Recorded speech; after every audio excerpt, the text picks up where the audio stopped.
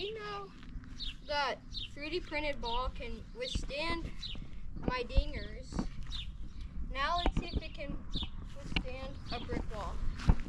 Okay, ready guys? Okay, let's go.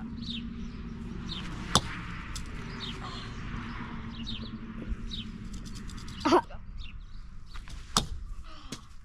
I feel like that did it, Angela.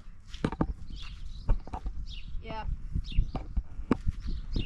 So this is the end of the 3D printed baseball.